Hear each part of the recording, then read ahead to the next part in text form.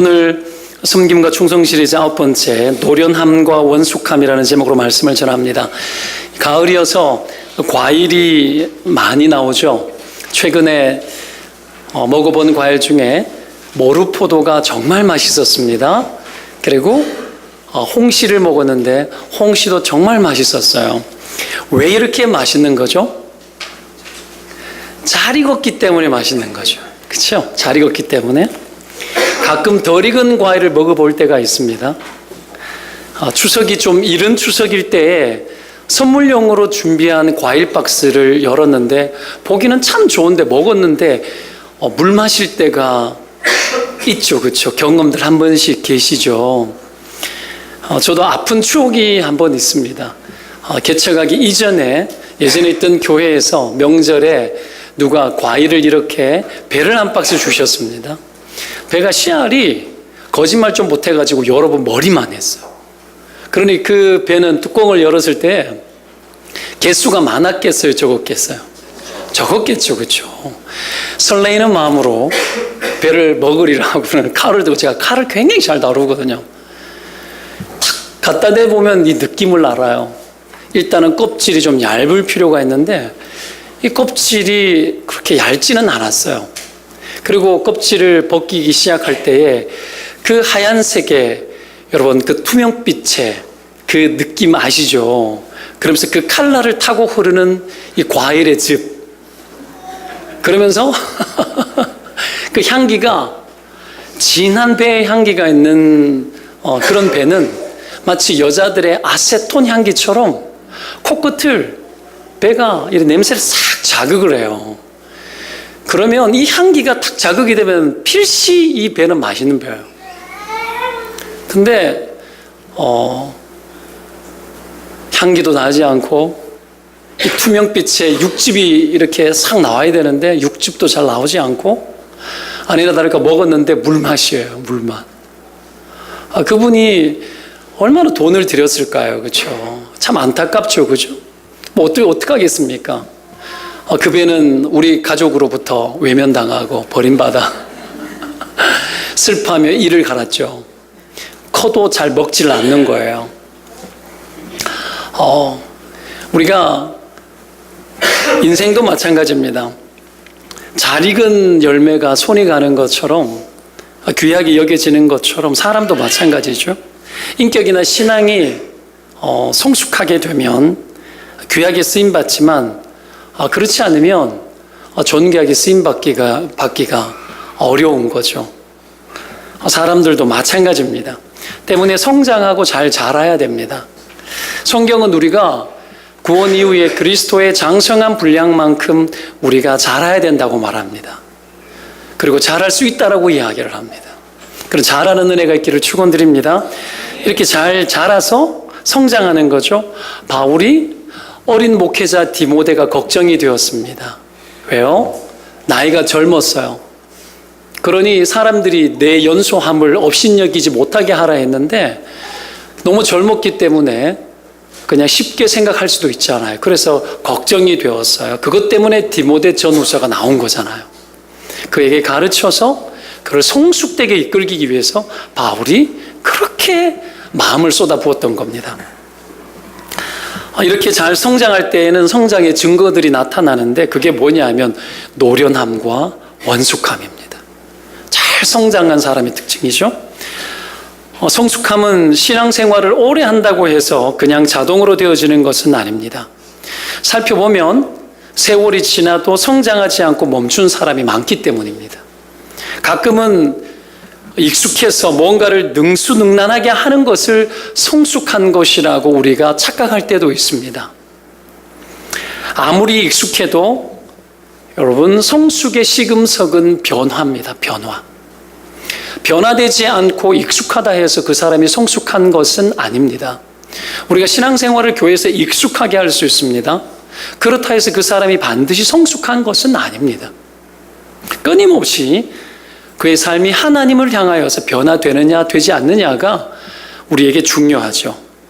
오늘 본문은 늙은 종이 아브라함의 명령대로 이 아브라함의 아들 이삭의 아내를 얻기 위해서 아브라함이 떠났던 그 본토 친척 아비 집을 떠났던 여러분 그 하란 땅에 자기의 늙은 종을 보내어서 그 늙은 종이 아브라함의 명을 쫓아 미션을 잘 완수하고 있는 그 장면들을 보여주는데,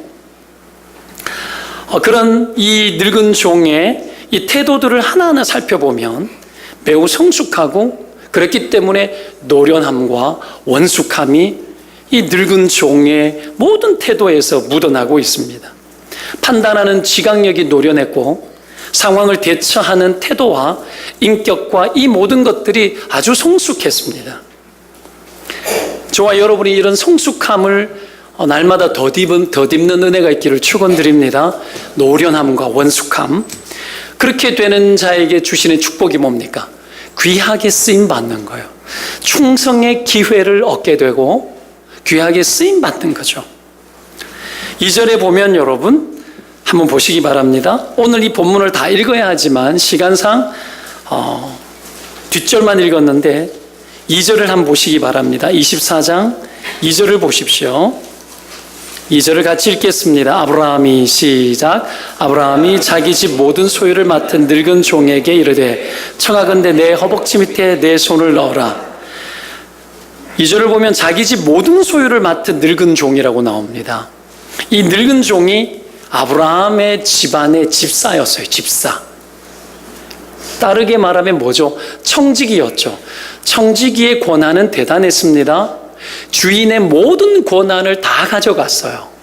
주인이 아님에도 불구하고 청지기가 그 집안의 모든 사람들과 살림살이를 다 꾸려갔기 때문에 권한이 대단했습니다. 우리가 가볍게 생각하면 안 되는 것이 이 아브라함이 가나안 정착 초기에 그 가나안 땅을 적응하면서 그때는 부족 국가들과의 싸움과 전쟁이 많았죠. 조카 롯이 잡혀갔었지 않습니까? 그때 전쟁을 하러 갈 때에 집안에서 기르고 연습한 몇 명을 데리고 갔죠? 318명을 거느리고 갔죠. 이 가나안 정착 초기에 318명이에요. 그러면 지금 이삭을 낳았고 가나안 땅에 있은 지 10수년이 지나서 이삭을 낳고 이삭을 낳은 지 세월이 꽤 오래 지났죠. 몇십 년 지났죠. 그러면 이 집안의 사람들이 훨씬 더 많았을 가능성이 있겠죠. 그죠? 지금으로 따지면 족장 아닙니까? 족장이었고, 그때로 따지면 족장이었고, 그 족장은 조금 번성하면 일종의 성주가 되는 거예요. 그러니 집안 사람이 얼마나 많았겠습니까? 그 살림살이를 다 맡은 사람이에요. 여러분 나중에 직장생활 승승장구해서 한 1000명의 직원을 거느리는 그런 직장의 리더가 될 수 있겠습니까? 라면 제가 이렇게 믿음 없는 사람 되는 거고 되시기를 바랍니다. 아멘을 왜 안 해? 내가 기복주의 하자는 얘기예요? 그런 리더가 될 수 있는 비밀스러움들이 성경 안에 가득해요. 우리가 거기에 침노하여 믿음의 방식을 쫓지 않고 하나님이 정해주신 룰들을 충실하게 감당하지 않아서 도달하지 못할 뿐이에요. 그렇게 되는 은혜가 좀 있기를 축원드립니다.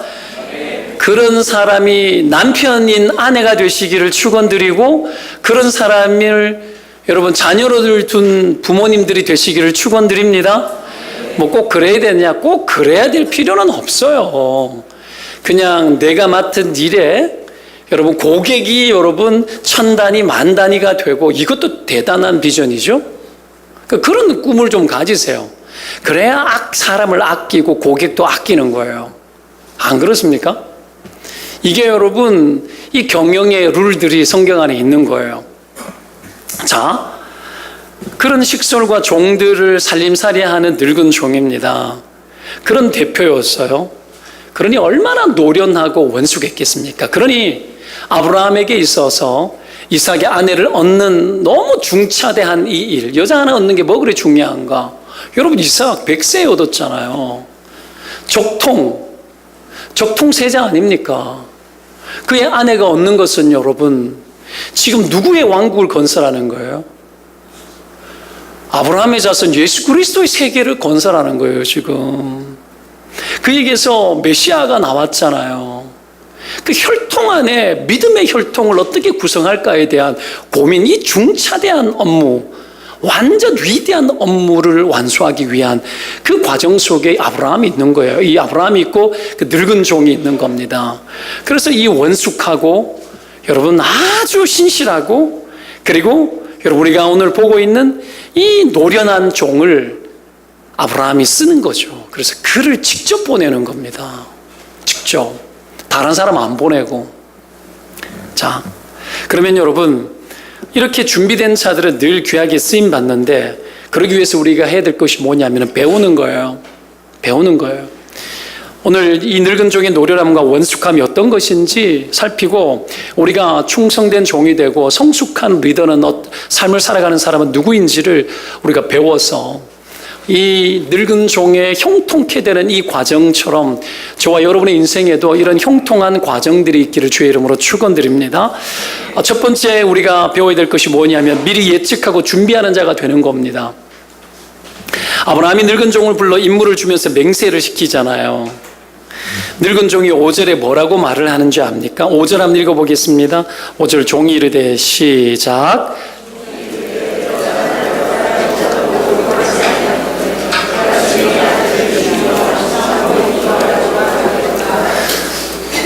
여자가 오지 않으려고 하고 결혼할 마음은 있고 그랬을 때에 주인의 아들 이삭을 나중에 안 오려고 하면 이삭을 데리고 거기 데리고 가서 대릴 사위 할까요? 이 말이에요.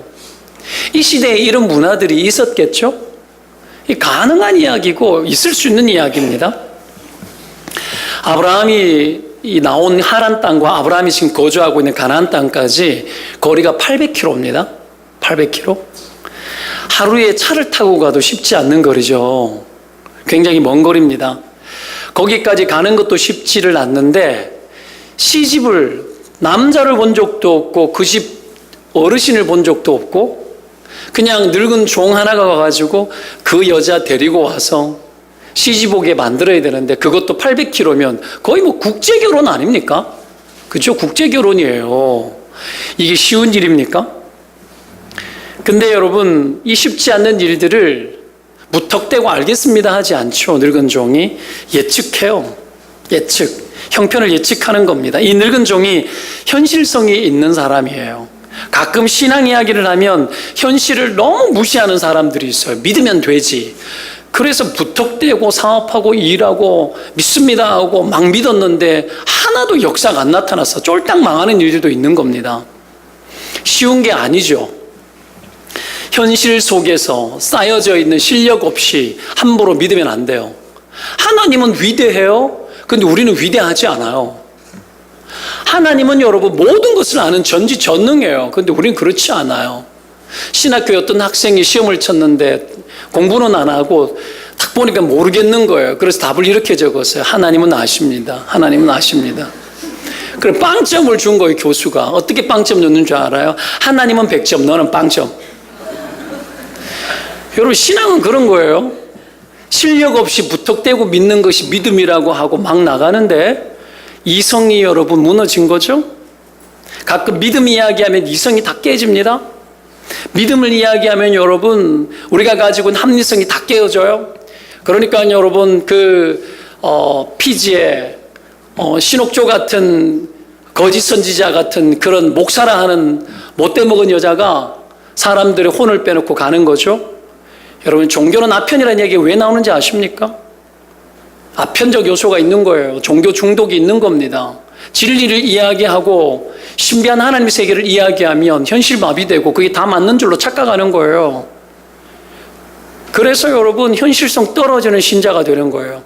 믿습니다 하고 함부로 막 나서고 그거는 그런 흥분이 신앙이 아닙니다. 절대로 아니에요. 믿음은 언제나 우리의 이성을 통하여서 하나님을 순종하게 합니다.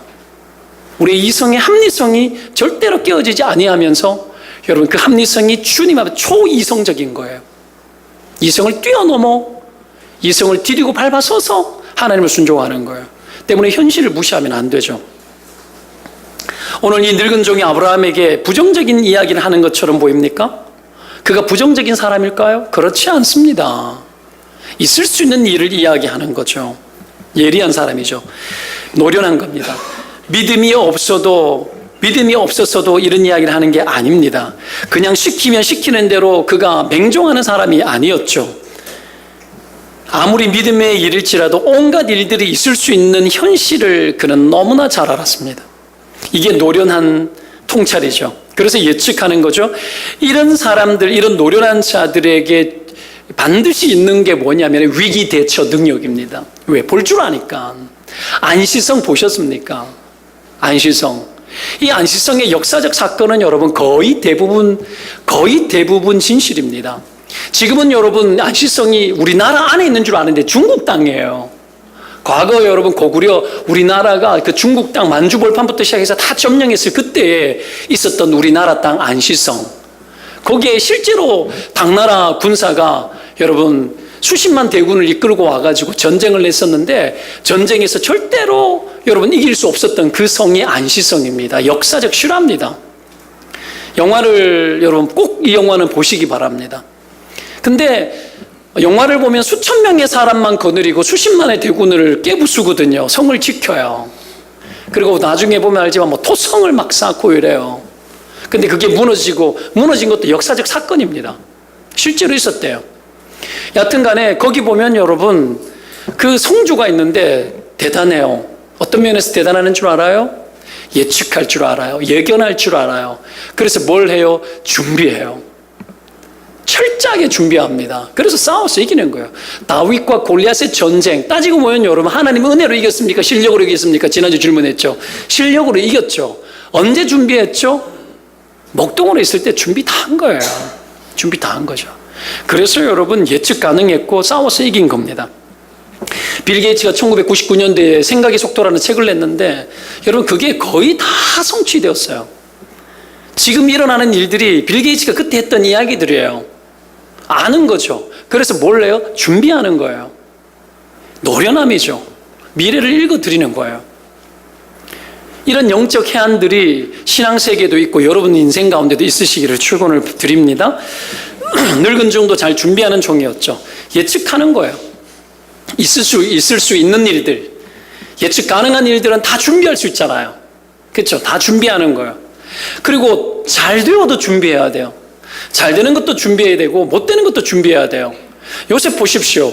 애굽의 총리가 되었을 때에 준비하잖아요. 잘 될 때도 준비하고 잘 안 될 때도 준비하는 거예요. 잘 될 때 준비해야 됩니다. 사람들은 착각하죠. 그 많은 여러분 7년 풍년 때에 거둬들였는 것들로 7년 흉년을 먹여 살렸는데 백성들이 그 많은 양식들 뭐 했을까요? 무조건 다 모았을까요? 아니요.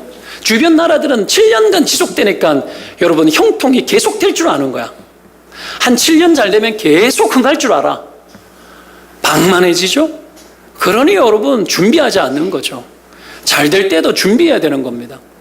이게 예측이죠. 오늘 이 늙은 종이 갈 때에 낙타 10마리 끌고 가잖아요. 그리고 그것만 가져가는 것이 아닙니다. 10절을 볼까요? 10절 읽습니다. 시작. 이에 종이 그 주인의 낙타 중 10피를 끌고 떠났는데 곧 그의 주인의 모든 좋은 것을 가지고 떠나 메소포타미아로 가서 나홀의 성에 이르러 낙타 10필과 주인의 모든 좋은 것을 가지고 가는, 그 집에서 제일 좋은 거는 다 가지고 가는 거예요. 낙타 10필을 왜 들고 가죠? 낙타 가지고 가려면 자기가 가려면 한 2마리 끌고 자기만 타고 가면 되잖아요. 왜 가지고 가는 거예요? 거기다가 선물을 잔뜩 싣고 가는 거예요. 선물을.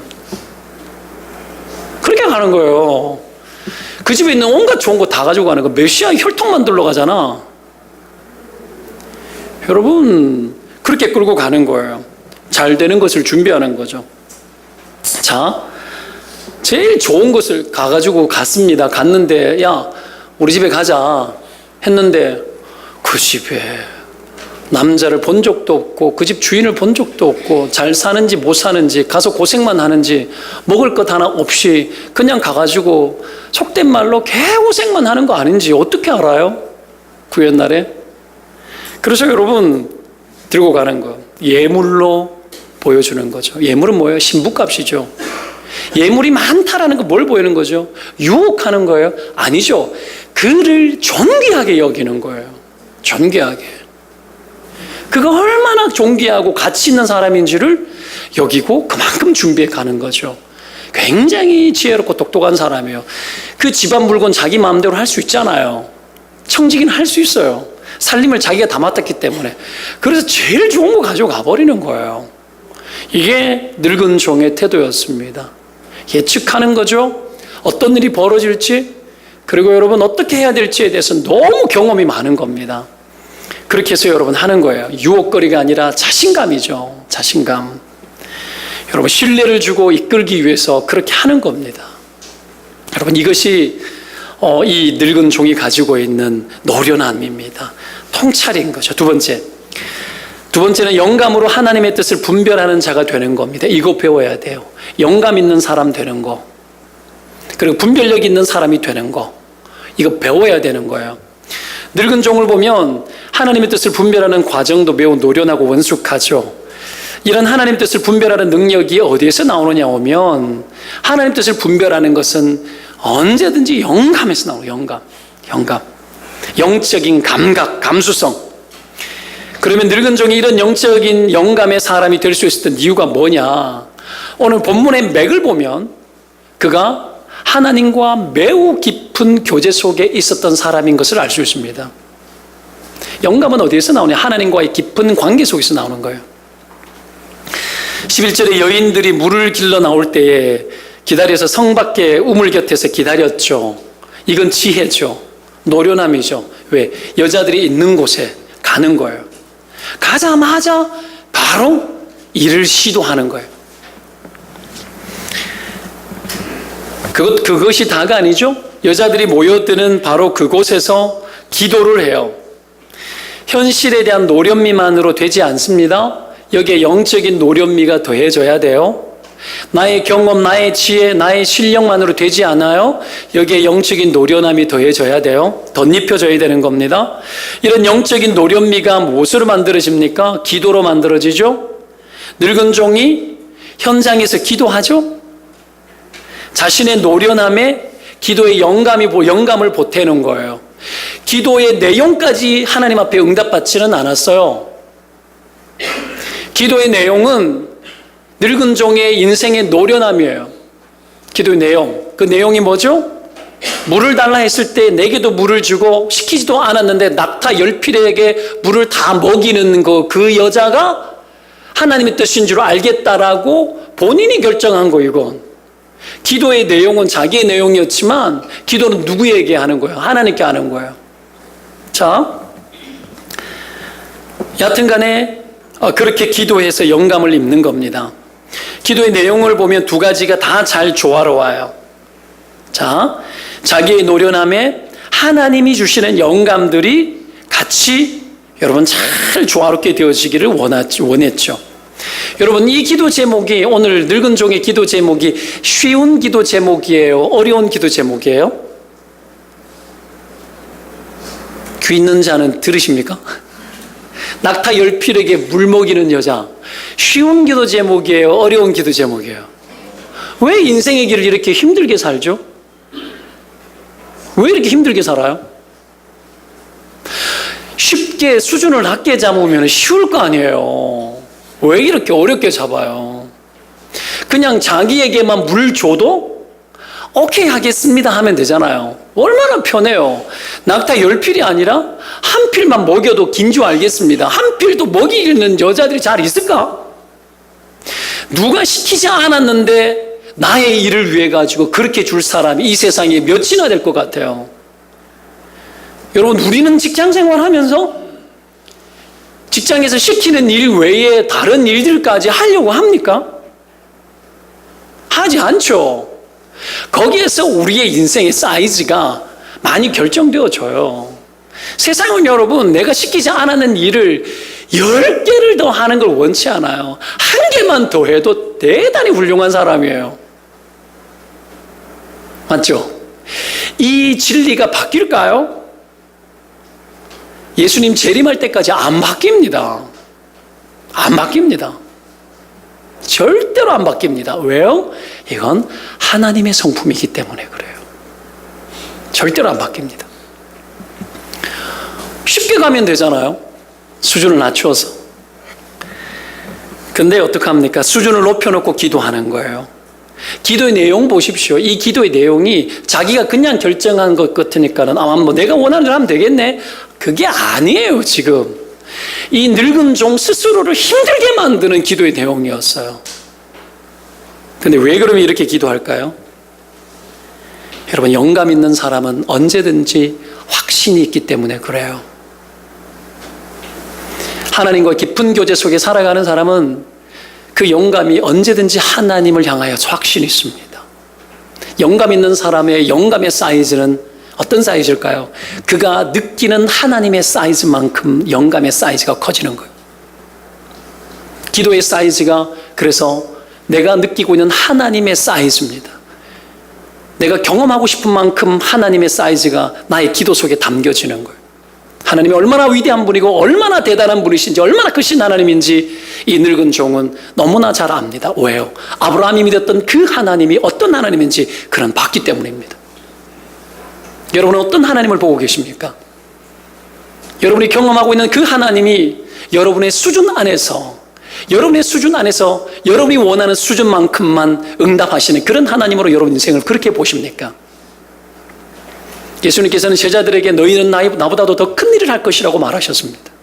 하나님의 비전 속에 너희들은 들어갈 것이라고 말합니다. 성령이 임하면 권능을 받아서 땅끝까지 이룰 것이라고 이야기합니다. 여러분, 수많은 사람들이 이 하나님의 비전에 너무 멀어져 있습니다. 내가 느끼고 있는 그 하나님이 너무나 여러분 내 인생의 액세서리처럼 되어지고 얼마나 위대한 하나님인지 느끼지 못하고 살아갑니다. 우리 인생에 기도가 있습니까? 하나님과의 친밀함이 있습니까? 영감이 있습니까? 여러분은 하나님을 어떻게 크게 느끼고 계십니까? 하나님을 느끼지 못하기 때문에 우리의 기도의 언어가 좁고 우리가 하고 있는 기도의 수준이 밑바닥 치는 겁니다. 오늘 이 늙은 종이 그 기도의 수준을 여러분 높입니다. 하나님의 위대함을 알기 때문에, 자기 영감 속에 하나님이 어떤 분인지 알기 때문에 가장 명확하고 그 어떤 누가 보더라도 이 사람 명확하다는 기도의 제목, 기도의 수위를 높여놓고 하나님의 기도의 응답을 기도하고 있고 구하고 있는 겁니다. 그만큼 여러분 영감 있는 사람은 하나님을 크게 봅니다. 그가 그렇게 기도할 때에 그가 말이 끝나기도 전에 본문에 보면 리브가가 물동이를 어깨에 메고 여러분 올라오는 것이 보입니다. 15절을 한번 보시기 바랍니다. 읽겠습니다. 말을 마치기도 전에 리브가가 물동이를 어깨에 메고 나오니 그는 아브라함의 동생 나홀의 아내 밀가의 아들 부두엘의 소생이라. 말을 마치기도 전에, 오늘 이 늙은 종의 기도는 생각하는 기도였습니까? 육성으로 하는 기도였습니까? 육성으로 그 현장 속에서 직접 현장을 보면서 하는 기도였습니다. 침투하는 기도, 현장에 침투하는 기도. 자기 말을 끝나기도 전에 여자 하나가 올라오는데 그 여자를 이런 여자라고 기록을 하고 있는 겁니다. 복이 드문 사람이 바로 나타나기 시작한 거죠. 게다가 16절을 보시기 바랍니다. 그 소녀는 보기에 심히 아리답고 지금까지 남자가 가까이 하지 아니한 처녀더라. 그가 우물로 내려가서 물을 그 물동이에 채워가지고 올라오는지라. 말을 끝나기도 전에 여러분 기도하고 있는데 여자 하나가 나타나가지고 물을 길러로 들어갔다가 올라오고 있는 거예요. 이 우물이 두레박 우물이 아니죠. 깊이 패여있는 웅덩이 같은 곳이에요. 그러니 내리막으로 갔다가 물동이에 짊어지고 올라오고 있는 중인 거예요. 힘들겠죠, 그렇죠? 그 10마리 다 먹일 여자가 누굽니까? 참, 여하튼 여자 하나 나타났는데 아리따웠대요. 와, 좀 이런 이야기 죄송하지만 미인 편력 있는 게 아니고요. 못생겼으면 어떡할 거야? 신부로 왔는데 귀환기사 아름다우면 좋잖아요. 그죠? 그리고 자기 여자 얻는 거 아니라 주인의 여자 얻는 거잖아. 그러면 어떡해요? 대충 하면 안 되잖아. 근데 와, 하나님이 이 기본을 세팅을 너무 잘해 주신 거예요. 기본을. 너무 감사하죠. 여튼 그렇게 해서 어떻게 합니까? 그 여자를 만난 겁니다. 만나서 매력이 철철 넘치는 여자가 나타난 거죠. 자, 알아봤죠. 자, 그러면 우리가 영감으로 뜻을 분별해야 된다 그러는데 이 영감의 원천이 뭔가? 두 가지로 살핍니다. 하나는 친밀한 하나님과의 교제입니다. 교제도 친밀해야 돼요. 이게 영감의 원천이에요. 본문에 늙은 종이 하나님께 기도하고 있는데 그 기도의 내용을 보면 사람하고 대화하는 것 같잖아요. 그렇죠? 주거니 받거니 거래트잖아요. 하나님하고 거래트는 것 같죠? 하나님 인격이시죠? 하나님 인격이시기 때문에 하나님 마치 인간처럼 우리와 대화할 수 있는 분이세요. 믿으면 아멘. 하나님 그런 분이에요. 그 하나님 굉장히 친밀한 분이세요. 그래서 친밀한 하나님과 친밀한 교제를 한 사람만이 친밀하게 대화해요. 오늘 이 늙은 종이 친밀하게 대화하는 거예요. 마치 거래 트는 것 같잖아요. 이렇게 하면 뜻인 줄 알겠습니다. 이렇게 막 대화하잖아요. 그리고 육성으로 말하잖아요. 대화하듯이. 저도 혼자 차 타고 갈 때 육성으로 하나님과 말할 때 있어요. 막 짜증도 내고 막 그러면 하나님 저런 인간들 어떻게 해야 되는 거 아닙니까? 뭐 이러면서 혼자서 막 말해요. 여러분 육성으로 대화하고 하나님과의 친밀감을 여러분 누리는 자들이 되시기를 축원드립니다. 하나님 굉장히 가까운 분이세요. 그리고 굉장히 인격적이기 때문에 우리가 여러분 그런 대화를 시도했을 때 기뻐하십니다. 기뻐합니다. 부부지간에도 여러분 대화를 많이 해야 돼요. 집에 들어와가지고 스트레스 받는다고 자기 방 들어가가지고 여러분 앉아가지고 막 딴짓하고 있다가 여러분 요즘 젊은 분들은 청소년 같다고 제가 이야기하는데 막 집에 와가지고는 들어가서 방에 들어가가지고 자기 취미생활 몇 시간 하고 막 나오고 막 계속 게임하고 있고 뭐 집안이 어떻게 돌아가는지 관심 없고 막 이런 사람들 너무 많아요. 하면 안 돼. 빠담빠담 들어와요. 깨야 돼. 이게 여러분 부부가 되면 대화를 해야지. 대화를 친밀해져야지. 친밀함을 깨면 위험해집니다. 소통이 안 돼요. 마음이 다쳐요. 마음이 다치면 감정이 다쳐요. 감정이 다치면 그때부터는 감정이 소비만 돼요. 지쳐요. 그래서 이혼해요. 딴 거 없어요. 잘 들으셔야 돼요. 이거는 부수적으로 내가 이야기하는 건데 하여튼 친밀하면은 하나님이요 자기 것을 가르쳐주고 잘 열어줘요. 아브라함에게 숨기겠느냐? 소돔과 고모라 멸망할 때 아브라함에게 숨기겠느냐? 안 숨기죠. 가르쳐주죠. 그러니 아브라함이 어떡합니까? 언덕백에 올라가가지고 소돔성을 보면서 기도하죠. 6번 기도해요? 7번까지 했으면 안 망했을 수도 있는데 하여튼 6번 기도하죠. 거래트죠. 하나님이 이래도 이러시겠습니까? 저래도 저러시겠습니까? 대화하잖아요. 이런 구체적인 기도들이 현장 속에서 다루어지죠. 왜 그럴까요? 친밀했기 때문에요. 친밀함이 영감의 원천입니다. 여러분의 인색한 기도가 하나님과의 친밀함을 트지 못합니다. 게으른 기도의 태도가 여러분을 영감 있게 하지 못합니다. 기도가 충분하지 아니할 때 우리의 삶과 우리의 현장은 메말라집니다. 영감 없이 결정하고 영감 없이 이야기하고 육신의 본성을 따라서 말하고 행동합니다. 그래서 어긋나고 어그러지는 겁니다. 하나님이 길을 열어줘도 갈 수가 없어요. 뜻이 있어도 뜻이 보이지 않습니다. 영감의 원천이 없는 거죠. 그러니 현장 속에서 하나님과 친밀한 모험적 기도도 할 수 없습니다. 영감이 없는데 어떻게 하나님의 사이즈를 느낄 수 있습니까? 어떻게 기도의 수위를 높일 수 있습니까? 할 수가 없는 거죠. 그래서 여러분 영감 있는 사람은 구체적이고 현실적이고 기도의 화법도 유체이탈 화법을 쓰지 않습니다. 하나님 앞에서 여러분 구체적이고 신실하게 하나하나 그렇게 여러분 요청하고 기도하는 겁니다.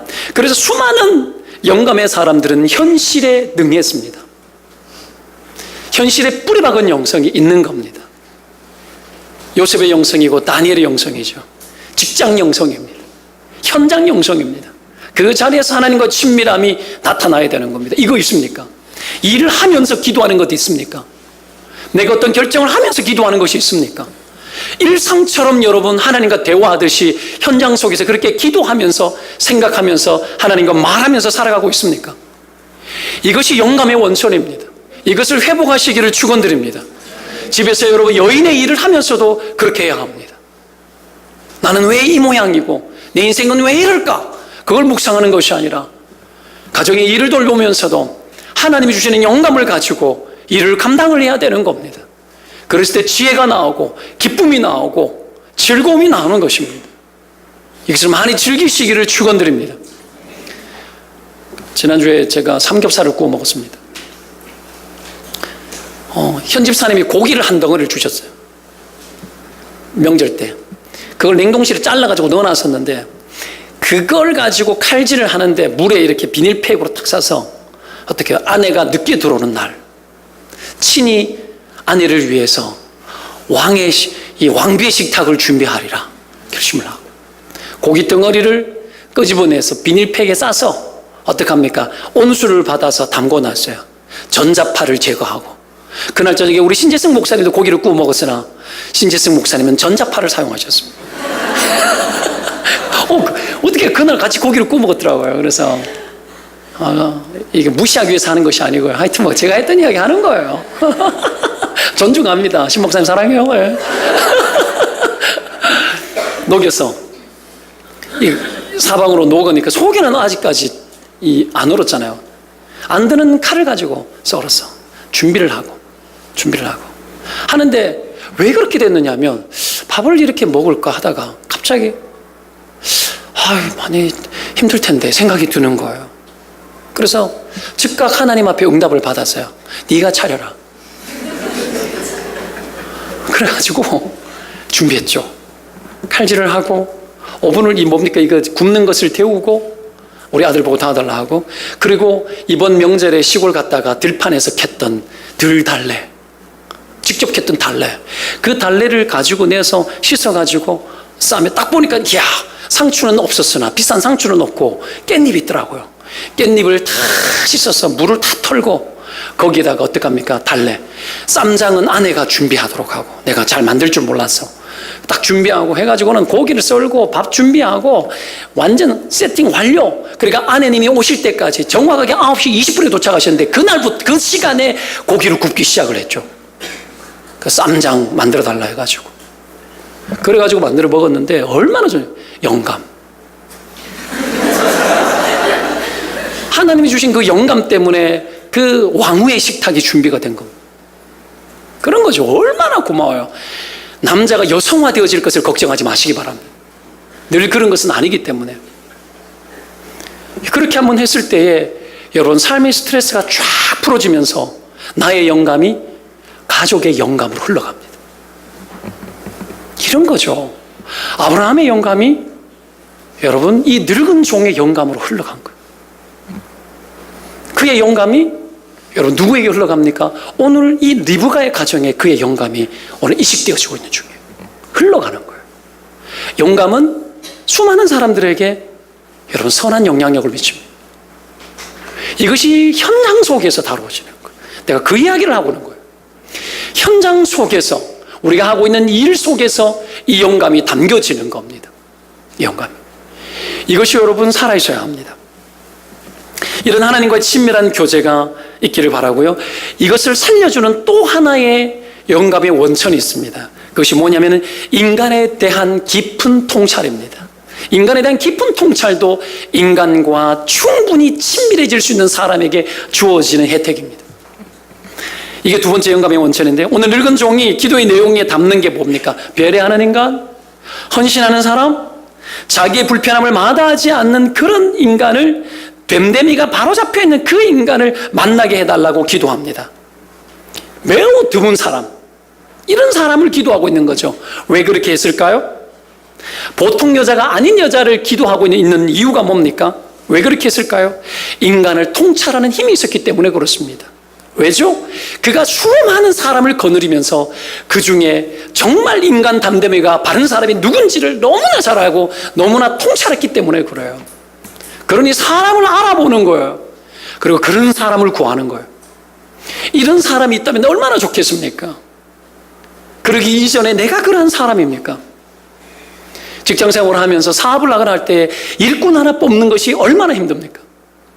신뢰할 만한 사람인가? 통찰했을 때 이 사람이 그런 사람인가? 뽑기가 쉽지 않죠. 국가에 여러분 수장을 뽑고 국가의 리더를 뽑는 것도 얼마나 힘듭니까? 쉽지 않습니다.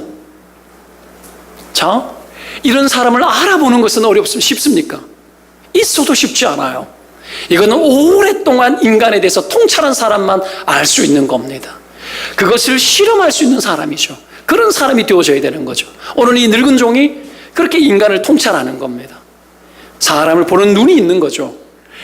그렇게 했을 때에 오늘 하나님께서 이 사람의 입술의 기도를 통해서 그 사람을 기도하게 하고 확인시키는 거죠. 자, 청지기로 있으면서 수많은 사람을 봤기 때문에 이 기도를 하는 건데요. 21절을 한번 보시기 바랍니다. 21절, 22절을 보십시오. 같이 읽겠습니다. 시작.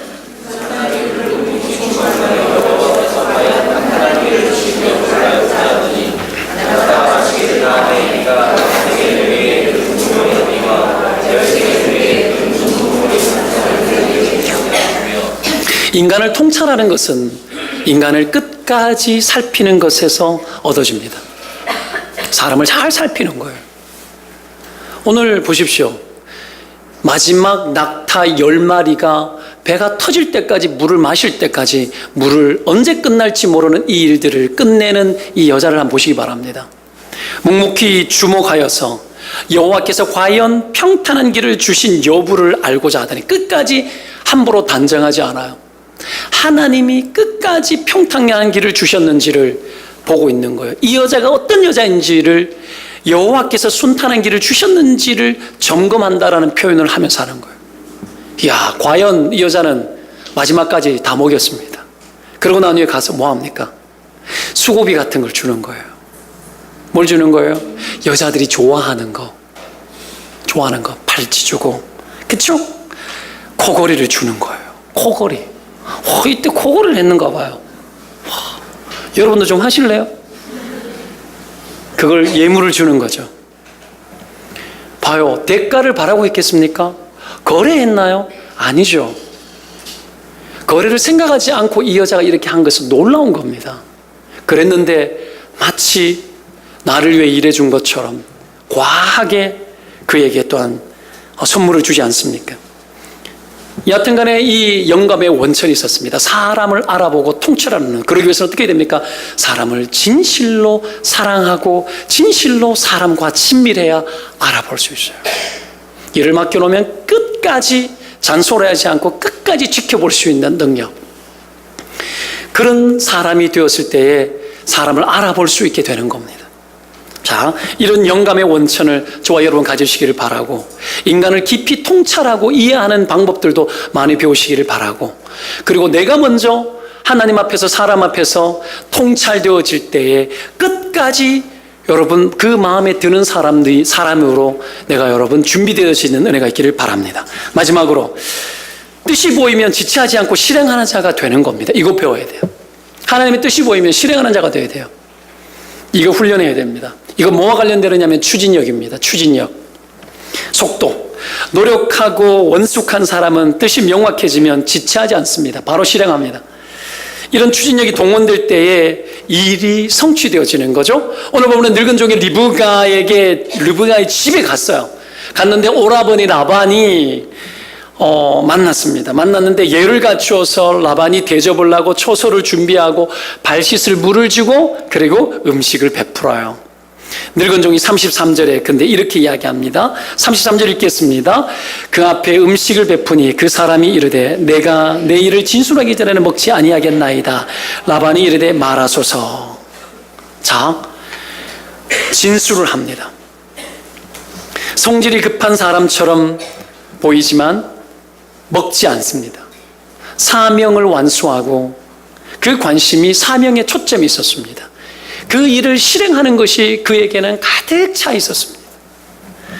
거기에 충직하고 충실한 종의 모습을 가지고 있는 거죠. 그랬을 때 50절 51절을 보면 이렇게 그들이 이야기합니다. 그 이야기를 다 듣고 50절 51절에 오늘 읽은 본문에 보면 그렇게 나옵니다. 읽겠습니다. 시작. 라반과 부두엘이 대답하여 이르되 이 일이 여호와께로 말미암았으니 우리는 가부를 말할 수 없노라. 리브가가 당신 앞에 있으니 데리고 가서 여호와의 명령대로 그를 당신의 주인의 아들의 아내가 되게 하라. 이렇게 이야기하죠. 이 집 되게 멋있는 집안이에요. 와, 이 집 대단한 추진력 있는 집안입니다. 그렇죠? 이야기를 듣고 소상히 듣고 난 이후에 데리고 가라 그럽니다. 어떻게 이럴 수 있죠? 추진력은 어디에서 나오는 겁니까? 여러분, 추진력은 어디에서 나오느냐 하면 내려놓는 힘에서 나옵니다. 내려놓는 힘에서. 하나님의 뜻을 만났을 때 자기의 생각, 자기의 계획, 자기의 권리를 내려놓는 힘이 있는 사람은 추진력 있는 사람입니다. 하나님의 뜻이 들어왔는데 사람들은 자기를 내려놓기보다도 고민하기 시작하고 의심하기 시작하고 머뭇거리기 시작하고 연구하기 시작하고 염려하기 시작합니다. 하나님의 뜻을 들었는데 염려하고 고민해요. 이게 사람의 보편적인 특징입니다. 고민하는 시간이 길어지고 갈등하는 시간이 길어지고 그러다 보면 하나님의 뜻이 점점 멀어집니다. 그러다가 뒤처지고 속도가 더뎌지고 추진력이 떨어지는 겁니다. 느헤미야가 성벽 무너진 소식을 멀리서 이방 나라에서 듣고 있었습니다. 오랜 세월 동안 방치된 예루살렘 성벽, 영적 성벽이 다 무너져 내리고 폐허가 되었습니다. 그가 아파했습니다. 눈물 지었습니다. 금식했습니다. 그러는 중에 자기 안에 기도하는데 내가 가야 되겠다는 생각이 하나님으로부터 주어졌습니다. 그러고 나니 어떡합니까? 왕 앞에 근심빛을 띠면 되지 뛸 수가 없었어요. 왕에게서 모가지 날아갈 수도 있는 거였어요. 그 시대는. 근데 근심빛이 뜬 것을 왕이 보고는 네가 왜 그러느냐 묻고 그가 여호와께 목도하고 그 순간 그 현장에서 기도하고 담대하게 말합니다. 내 백성들의 형편이 이러한데 성벽 재건하러 가야 되겠습니다. 도와주십시오. 그랬을 때 왕이 도와주지 않습니까? 모든 교통편과 필요한 모든 물품들과 도울 인력까지 도와주도록 애를 씁니다. 그리고 갑니다. 아무도 손대지 않았던 그곳, 오랜 세월 동안 무너져 내려서 그 어떤 누구도 손조차 대지 아니하고 수많은 사람이 또한 조롱했지만 한 손에는 검을 들고 한 손에는 여러분 일을 하면서 예루살렘 성벽을 재건하기 시작하는데 그 어떤 누구도 상상하지 못했지만 52일 만에 건설합니다. 추진력, 기도하고 영감을 받고 하나님의 뜻을 아는 사람은 멈추지 않습니다. 바로 달려가는 겁니다. 수많은 사람이 하나님의 뜻을 유보합니다. 하나님의 생각을 유보합니다. 하나님의 책망할 때 바꾸지 않습니다. 내 양심에 가책이 되는 일이 있으면 거기서 뒤돌아서서 내 양심을 깨끗하게 하는 일을 위해서 순종하고 돌이키고 회개하고 하는데 하지 않습니다. 알면서도 하지 않아요. 뜻을 유보해요. 하나님의 마음에 부담을 줬는데 하지 않아요. 부담감은 사명이에요. 부담을 줬는데 하지 않아요. 머뭇거려요. 헌신하지 않아요. 신앙생활이 여러분 죄송하지만 클럽 활동하는 것 같아요. 클럽 활동도 일은 안 할 거예요. 그렇지 않습니까? 우리는 복지관에 가가지고 뭐 하나 배우는 것 하듯이 그렇게 교회 다니면 안 돼요. 수많은 젊은 세대들이 그렇게 살아가요. 그렇게 할 수 없습니다. 하나님의 뜻이 보이면 순종하고 달려가고 여러분 내게 당장의 유익이 없어 보일지라도 부담이 될지라도 우리는 여러분 내 생각 접고 따라 나서야 빨라지고 순종의 속도 하나님의 뜻에 반응하는 속도가 우리 안에서 일어나는 겁니다. 이때 우리 안에 영감의 원천이 더 확장되어집니다. 그리고 하나님이 더 큰 은혜를 우리 가운데 부으셔서 하나님의 일들을 할 수 있는 충성의 기회를 우리 가운데 부어주시는 겁니다. 믿으면 아멘입니다. 여러분 우리가 그렇게 살아야 되는 거죠. 하나님 앞에 그 부르심 속에 누구든지 놓여져 있습니다. 머뭇거리지 말아야 됩니다. 여러 주 전에 제가 아침에 일어나서 기도하는데 몇 번 하나님 내데 스쳐 지나가면서 뭔가 부담을 준 것이 있었는데 기도했습니다. 기도하는데 그날따라 내 안에 더 와닿는 거예요. 내가 생각을 하면서 이것이 순종해야 되는 요소인 줄로 느꼈는데 내가 막 귀찮아가지고 하지 않았어요. 근데 기도하는데 그날 아침 따라 하나님이 영감을 크게 주길래 바로 그 자리에서 눈을 뜨고 기도하다 멈추고 바로 실행했어요. 바로 멈추고 실행했어요. 여러분 그랬을 때 하나님이 그 순간을 해결해 주는 것이 아니라 내 영혼을 해결합니다. 아십니까? 여러분의 순종이 한순간에 어떤 일거리를 해결하는 것이 아니라, 한순간의 일거리가 아니라 그 순간에 영감받아 순종할 때에, 하나님의 뜻 앞에 순종할 때에 여러분의 영감이 확장되어지고 여러분의 영혼이 해결되기 시작합니다. 이것도 믿으면 아멘입니다. 영적인 세계로 연결되어져 있기 때문에 단순하게 여러분 일 하나 처리하는 것으로 하나님 기뻐하시고 잘했다 박수 쳐주고 그런 차원을 넘어섭니다. 여기에 초대되어지고 여기에 다가서야 합니다. 마음의 깨달음이 있으면 그 자리에서 실행해야 됩니다. 하나님 부담 주는 것이 있으면 순종해야 됩니다. 멀리하면 안 돼요. 신앙생활, 직장에서 일하듯이 돈벌이 하듯이 해야 됩니다. 교회 생활 그렇게 해야 되는 거예요. 하나님 앞에서 여러분 우리의 영적인 성벽을 다시 재건하고 부실은 떨어야 되는 겁니다. 머뭇거리면 안 돼요. 주일에 한번 예배 드리는 것으로 여러분의 신앙의 의무를 다했다고 여기면 안 됩니다. 충분히 삶의 현장 속에서 우리가 해야 될 일들이 훨씬 많습니다. 현장에서 기도하면서 하나님의 영감 입어서 순종하는 것들이 훨씬 많습니다. 그러나 이 모든 것들이 교회를 떠나서는 되어지지 않습니다. 때문에 여러분, 하나님이 여러분 안에 어떤 메시지를 주고 영감을 주고 부담이 느껴지는 것이 있으면 실행해야 됩니다. 바로 미루면 안 돼요. 바로 실행. 많은 사람들이 이걸 유보하죠. 그때 인생이 밀립니다. 추진력이 떨어집니다. 오늘 본문을 보십시오. 신부값을 다 지불하고 아침에 자고 일어났습니다. 늙은 종이 바로 주인에게 돌아가겠다고 이야기합니다. 근데 라반과 그 어머니가 하는 이야기가 뭡니까? 며칠 또는 열흘 더 함께 머물다가 가라 그럽니다. 항상 이런 일이 있습니다. 우리의 순종을 말리는 자들이 여럿 있습니다. 우리의 순종, 궁극적으로는 공감하지만 때와 시에 대해서 말리는 사람들이 있습니다. 누가 말릴까요? 내 가장 가까이 있는 사람들이 말립니다. 내 아내가 나를 말리고 내 남편이 나를 말리고 부모가 자녀를 말려요. 자녀가 부모를 말리고요. 누가 말려요? 가장 가까이 있는 사람, 가장 친밀한 사람이 오히려 영감을 불어넣어줘야 되는데 친밀한 사람이 영감을 말려요. 하나님의 뜻이 보이는데 말리고 뒤로 물러서서 못하게 해요. 조금만 헌신해라. 이런 거죠. 헌금 10만 원 하고 싶으면 너무 많다. 3만 원만 해라. 이런 거예요. 이건 있는 일들이잖아요. 그렇죠? 그런 거예요. 우리가 뭐 좀 해야 되는 거 아닌가? 우리도 이제는 10의 1을 하자. 아직은 아닌 것 같다. 뭐 아니야. 바로 지금이야. 항상 지금이에요. 이걸 유보하는 자들마다 인생이 밀립니다. 하나님 앞에 마땅히 감사해야 될 거리들이 있는데 인색해. 그러잖아요. 초등학교 때도 1,000원, 중학교 때도 1,000원, 고등학교 때도 1,000원, 대학교 때도 1,000원, 결혼해가지고도 1,000원. 여러분 커피 한 잔 하나님 앞에 대접한다 생각하고 헌금할 생각해야 되는데 비현실적이야. 너무 인색해. 내가 돈 타령하는 게 아니에요. 신앙의 헌신의 대부분들은 여러분 무엇으로 나타나는 줄 아십니까? 대부분 눈에 보이는 것들로 헌신이 나타나요. 이것이 없는 거죠. 그냥 바람처럼 왔다가 바람처럼 사라지는 신앙생활 하면 안 돼요. 할 말들 다 한다 그러고 이게 부담돼가지고 못 다니겠다 이런 생각할지 모르는데 어쩔 수 없어요. 해야 돼요. 누구를 위해서? 먼저는 내 영혼을 위해서. 내 영혼을 위해서 그렇게 하는 거예요. 하나님이 그런 자를 귀히 여기십니다. 그런 자에게 기회를 주십니다. 아십니까? 여러분 성경의 방법, 성경의 법칙을 벗어나면 안 돼요. 성경대로 살아야 돼요. 성경대로 순종해야 돼요. 오늘 이 늙은 종이 관리할 때 다 만류했잖아요. 늙은 종이 어떡합니까? 안 된다고 말하죠. 그때 가족들이 할 수 없으니까 리브가에게 직접 물어보자라고 이야기를 합니다. 뭐 하나님 뜻 보였는데 좀 천천히 가면 어떻습니까? 아니요. 하나님의 뜻은 늘 급합니다. 순종은 늘 급한 것입니다. 순종은 미룰 수 없는 것입니다. 내가 미룰 때에 어딘가에는 막힙니다. 하나님이 어떤 은혜를 주셨는데 내가 미루면 어딘가는 막히게 되어져 있습니다. 여러분 그런 것입니다. 내가 하나님 나라의 구석구석에 어느 포지션을 가지고 있는 겁니다. 내가 하지 않으면 막히는 거예요. 더딘 거예요. 누군가는 죽어요. 이것을 알아야 됩니다. 때문에 여러분 오늘 아시지 않습니까?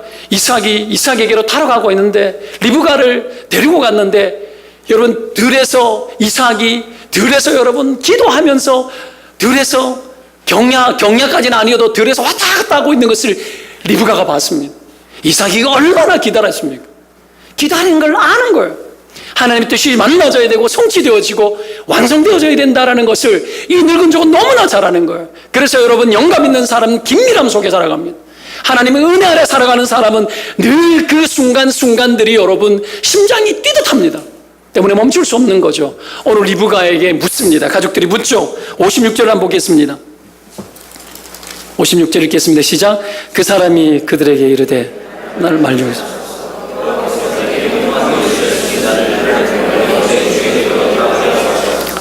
58절 시작. 리브가를 불러 그에게 이르되 내가 이 사람과 함께 가려느냐. 그가 대답하되 가겠나이다.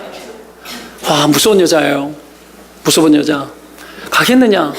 언제 볼지 모르는데 갑니다. 가겠습니다. 하나님의 뜻이 보이는데 갑니다. 언제나 순종은 당사자의 몫입니다. 사람이 환영해 주든 축복해 주지 않든 축복하든 말리든 말리지 않든 순종은 당사자의 몫이에요. 내 안에 베푸신 내게 말한 하나님의 메시지를 내가 듣고 내가 순종하는 거예요. 시집은 리브가가 가는 거예요. 물었을 때 가겠다고 말합니다. 그들의 의견이 있었지만 오늘 많은 그리스도인들이 나를 붙들어 주기를 원합니다. 많은 그리스도인들이 나를 만류해 주기를 원합니다. 이 길을 가는데 제발 천천히 가자, 더디 가자라고 말해 주기를 원합니다. 그런 것으로 위로받기를 원하고 안심하기를 원합니다. 아니요, 침노하듯이 들어가야 됩니다. 리브가의 이 말 한마디에 여러분, 그들은 이별하고 떠납니다. 바로 축복해 줘야 합니다. 순종하는 자를 축복하시기 바랍니다. 하나님의 뜻대로 결단하는 자를 축복해 주시기 바랍니다. 그 사람이 더 큰 사람이 되기를 원해 주기를 바랍니다. 내 남편이 믿음의 결단을 내리고 내 아내가 믿음의 결정을 내리고 내 자녀가 하나님의 뜻 앞에서 순종하기를 원할 때에 너는 천만인의 어미가 되라, 너는 이 세상을 다스리는 자가 되라 하고 축복해 주는 놀라운 은혜가 있기를 축원드립니다. 하나님 뜻 앞에 여러분 형통한 길이 있을 때 머뭇거리지 않는 자를 축복합니다. 하나님 형통한 길을 주실 때에 그 길을 순적하게 만나보기를 원하는 마음으로 그 마음을 보태는 자를 축복합니다. 사랑하는 여러분, 뜻이 보일 때 여러분 유보하지 마십시오. 달려가십시오. 그리고 하나님의 세계를 여러분 기대하십시오. 반드시 하나님 여러분 축복하실 줄로 믿습니다. 기도합시다.